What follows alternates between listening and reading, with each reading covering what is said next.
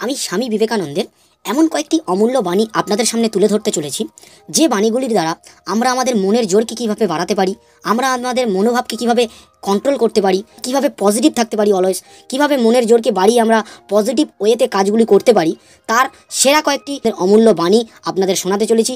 দেখুন, মনোযোগ বাড়াতে বা মনের জোরকে আমরা কিভাবে অর্জন করতে পারি, তার জন্য যে বাণীটি স্বামী বিবেকানন্দের সবচেয়ে কার্যকরী এবং সবচেয়ে প্রয়োজনীয়, সেটি হচ্ছে প্রথম যে বাণী, ওঠো জাগো, লক্ষ্যে না পৌঁছানো পর্যন্ত থেমো না। এই বাণীটিতে স্বামীজি এমন একটি পাওয়ারফুল কথা আমাদের সাথে শেয়ার করেছেন যে ওঠো জাগো এবং লক্ষ্যে না পৌঁছানো পর্যন্ত থেমো না। এই বাণীটিতে স্বামীজি আমাদের উদ্দেশ্যে বলতে চেয়েছেন যে আমরা যাতে না আমাদের লক্ষ্যে না পৌঁছানো পর্যন্ত কখনোই না থামি। যতই আমাদের পথে বাধা আসুক না কেন, আমরা যে আমাদের গোলটা সেট করেছি সেই গোলটা অ্যাচিভ না করা পর্যন্ত আমরা যেন কখনোই আমাদেরকে থামিয়ে না রাখি। একটা উদাহরণ দিই আপনাদের। যেমন দেখবেন, একটা বাজ পাখি যেমন আকাশের 5 কিলোমিটার উঁচু থেকে নিচে তার শিকারকে কিন্তু সে লক্ষ্য করে নেয়। সেই শিকারকে সে না অর্জন করা না পর্যন্ত কিন্তু সে থামে না। সেই শিকারকে সে যতক্ষণ না অর্জন করছে, তার যতই বাধা আসুক না কেন, সে কিন্তু থামে না। সেটাকে সে হাসিল করে তবেই তার দম ফেলে। ঠিক আমাদেরকেও এই বাণীটি থেকে শিক্ষা নিতে হবে। আমরা আমাদের লক্ষ্যে যতই বাধা আসুক না কেন, আমাদের যে গোল রয়েছে সেটা না অ্যাচিভ করা পর্যন্ত আমাদের যতই বাধা আসুক, যতই ডিপ্রেশন আসুক, আমরা যেন সেগুলিকে ওভারকাম করতে পারি। চলুন, স্বামীজির যে দ্বিতীয় বাণী সেটি হচ্ছে ইচ্ছা শক্তি জগৎকে পরিচালনা করে থাকে। আমাদের যেটা ইচ্ছা হয় আমরা কিন্তু সেটা খুব সহজেই সেই কাজটা করে ফেলি। তো আমাদের ইচ্ছাটা কিন্তু জগৎকে পরিচালনা করতে পারে। আমরা যদি কোনো কাজের জন্য ইচ্ছা প্রকাশ করি এবং সমস্ত মনোভাব সেখানে লাগাতে পারি, মনের জোর লাগাতে পারি, তাহলে কিন্তু আমরা ইচ্ছা শক্তির দ্বারা জগৎকে কিন্তু পরিচালনা করতে পারবো। তৃতীয় যে বাণী, তিনি বলছেন যে কোনো বড় কাজই কঠোর পরিশ্রম ও কষ্ট স্বীকার ছাড়া সম্ভব হয়নি। তিনি এখানে বলতে চেয়েছেন যে যে কোনো বড় কাজ আপনি করতে যান না কেন, সেই কাজের মধ্যে কিন্তু যথেষ্ট বাধা আসবে, যথেষ্ট প্রতিকূলতা আসবে। সেই সমস্ত কাজের বাধা বা প্রতিকূলতাকে ওভারকাম করতে পারলেই তবেই কিন্তু বড় হবেন বা বড় কাজগুলি খুব সহজ সরলভাবে করতে পারবেন। আপনি যদি বড় কাজ করেন আর আপনার বাধা আসবে না, এটা কিন্তু আপনার ভুল ধারণা। সহজ সরল কাজ হলে সবাই তো সেগুলো অ্যাচিভ করে নেয়। সহজ সরল কাজ কিন্তু খুব সহজে সবাই করতে পারে। তাই যেগুলো বড় কাজ সেগুলো করতে গেলে সবসময় বাধা আপনার আসবেই। সেই প্রতিকূলতাকে আপনাকে ওভারকাম করার মনের জোর রাখতে হবে। সবসময় পজিটিভ ওয়েতে কাজ করতে হবে, তবেই কিন্তু আপনি বড় কাজ করতে পারবেন এবং সমাজে আপনি প্রতিষ্ঠিত হতে পারবেন। চলুন, চতুর্থ বাণীটি আপনাদের সাথে শেয়ার করতে থাকি। চতুর্থ বাণীতে স্বামী বিবেকানন্দ বলছেন যে সারাদিন চলার পথে যদি কোনো সমস্যার সম্মুখীন না হও, তাহলে তুমি বুঝবে যে তুমি ভুল পথে চলছো। এখানে স্বামীজি বলতে চেয়েছেন যে আমরা যে কাজই করতে যাই না কেন, সেই কাজের মধ্যে যদি আমাদের বাধা না আসে, কাজের মধ্যে যদি প্রতিকূলতা না আসে, আমাদের কিন্তু ধারণা হতে পারে যে আমি কাজটা ঠিক করছি তো, আমার মধ্যে কোনো ভুল হচ্ছে না তো, এইরকম কিন্তু চিন্তাভাবনা আসে। আপনি যদি ভুল কাজ করেন বা ভুল পথে যান, তাহলে কিন্তু আপনাকে দেখিয়ে দেওয়ার লোক আপনি কাউকে পাবেন না। তাই সবসময় সঠিক ওয়েতে কাজ করুন এবং যে কাজে আপনার বাধা বা প্রতিকূলতা আসছে, সেই কাজকে কিভাবে বাধা প্রতিকূলতা পেরিয়ে আপনি সম্ভব করতে পারেন, তার জন্য কিন্তু নিজেকে প্রস্তুত করতে থাকুন, তার জন্য প্রিপারেশান নিতে থাকুন। ওকে, পঞ্চম যে বাণী, স্বামী বিবেকানন্দ বলছেন যে এমন কাজ করে চলো যে তুমি হাসতে হাসতে মরবে আর জগৎ তোমার জন্য কাঁদবে। পৃথিবীতে এমন একটি কাজ আপনি করে যান যে কাজের জন্য এই পৃথিবীর মানুষ বা আপনার পারিপার্শ্বিক মানুষজন আপনাকে কিন্তু মনে রাখবে।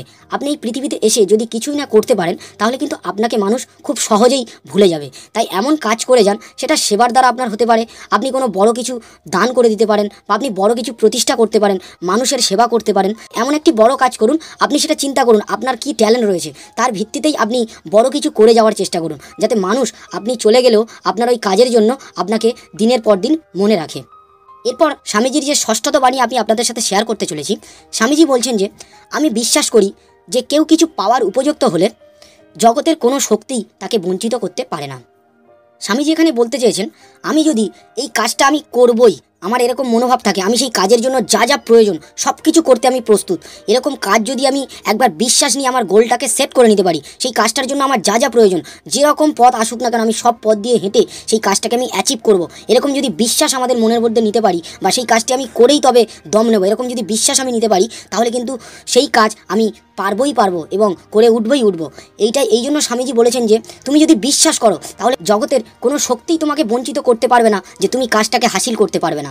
ওকে, যে কোনো কাজ আপনি বিশ্বাস করুন এবং সেই কাজের জন্য যা যা আপনার প্রয়োজন, যা যা শিক্ষার প্রয়োজন, আপনি সবগুলি করতে থাকুন। ধীরে ধীরে দেখবেন সেই কাজটি কিন্তু খুব সহজেই আপনি হাসিল করতে পারছেন। জগতের কোনো শক্তিই কিন্তু আপনাকে সেই কাজটা পাওয়া থেকে বঞ্চিত করতে পারবে না। ওকে, চলুন সপ্তমত যে বাণীটি আমি আপনাদের সাথে শেয়ার করছি, যখন আমাদের মধ্যে অহংকার থাকে না, তখনই আমরা সবথেকে ভালো কাজ করতে পারি, অপরকে আমাদের ভাবে সবচেয়ে বেশি অভিভূত করতে পারি। তিনি এখানে বলতে চেয়েছেন যে আমরা যখন অহংকার করব, আমরা কিন্তু কোনো কাজ সঠিকভাবে করতে পারবো না, বা ভালো কাজ কিন্তু আমরা করতে পারবো না।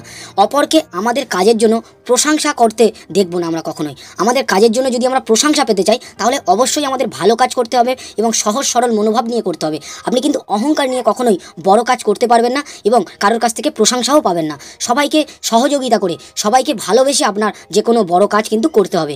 আপনি যদি অহংকার বোধ দেখান কোনো কাজের জন্য, আপনার এই ট্যালেন্টটা রয়েছে, আপনি সেই কাজের জন্য যদি অহংকার দেখাতে থাকেন যে এই কাজটা আমিই পারি, এছাড়া কেউ পারবে না, আপনি যদি মানুষকে ছোট করতে থাকে, তাহলে কিন্তু আপনি সেই কাজটি কখনোই সহজ সরলভাবে এবং ভালোভাবে কিন্তু করতে পারবে না। এরপর তিনি বলতে চাইছেন যে মনের মতো কাজ পেলে অতি মূর্খও কিন্তু তা সহজেই করতে পারে। যে সকল কাজকেই মনের মতো করে নিতে পারে, সেই কিন্তু প্রকৃত বুদ্ধিমান। কোনো কাজই ছোট নয়। তাই তিনি বলেছেন যে কখনো কিন্তু আপনি সহজ যে কাজ, সে কাজটা করে কখনো নিজের বীরত্বকে বলতে যাবেন না, কখনো নিজের বীরত্বকে প্রমাণ করতে যাবেন না। যে সকল কাজকেই সহজে মনের মতো করে নিয়ে কাজ করে এগিয়ে যাবে, সেই কিন্তু দেখবেন সবচেয়ে এগিয়ে যেতে থাকবে এবং মানুষ তাকেই কিন্তু বাহবা বেশি দেবে। তাই কিন্তু যে সকল কাজকে মনের মতো করে নেবে এবং তার মতো করে কাজগুলিকে একে একে এগিয়ে নিয়ে যাবে, সেই কিন্তু প্রকৃত বুদ্ধিমান। সকল রকমের কাজ ধীরে ধীরে করতে থাকুন, আপনি কিন্তু প্রশংসিত ব্যক্তি হয়ে উঠবেন। নবমত যে বাণীটি, সেটি হচ্ছে কাজ করো নির্ভীকভাবে, এগিয়ে চলো সত্য আর ভালোবাসা নিয়ে। আপনি সঠিকভাবে এবং সৎ নিয়মে কাজ করুন। এরপর যে দশমত বাণীটি আমি স্বামী বিবেকানন্দের এই ভিডিওতে বলবো, এই বাণীটি সবচেয়ে কার্যকরী। এই বাণীটি বলে আমি এই ভিডিওটি শেষ করব। তিনি বলছেন যে যা পারো নিজে করে যাও, কারোর ওপর আশা বা ভরসা কোনোটিই যেন করো না। তিনি বলতে চাইছেন যে যা পারবো কিন্তু নিজে করার চেষ্টা করব। কে আমার হয়ে করে দেবে, ওর উপরে আশা করে আমি বসে থাকবো যে ও এই কাজটা হয়তো ভালো পারবে, ওকে দিয়ে করালে হয়তো কাজটা আমার খুব ভালো হবে, ও না এলে আমি এই কাজটা করব না, এরকম চিন্তাভাবনা যেন আমাদের মাথাতে আমরা কখনোই না নিয়ে আসি। তাই তিনি বলতে চাইছেন যে যা পারবো আমরা নিজে করার চেষ্টা করব। যেটুকু জানি সেই কাজটুকু দিয়ে আমরা যেন শুরু করি, যেটুকু জানি না সেটা যেন আমরা আরও বিভিন্নভাবে শিখে নেওয়ার চেষ্টা করি। তাই বলে এই নয় যে ও যেদিন থেকে আরম্ভ করবে আমি সেদিন থেকেই আরম্ভ করব, এরকম চিন্তাভাবনা যেন কখনোই আমরা আমাদের মাথাতে না নিয়ে আসি। তাই তিনি বলছেন যে যা পারো নিজে করো, কখনো কারোর ওপর ভরসা করো না। ঠিক আছে, এই বাণীগুলি আপনাদের মনের জোরকে বাড়াতে এবং কর্মজীবনে এইভাবে যদি এগিয়ে যেতে পারেন, তাহলে কিন্তু আপনারা প্রশংসিত ব্যক্তি হয়ে উঠবেন এবং আপনার কর্মজীবনকে সুসচ্ছল করে তুলতে পারবেন।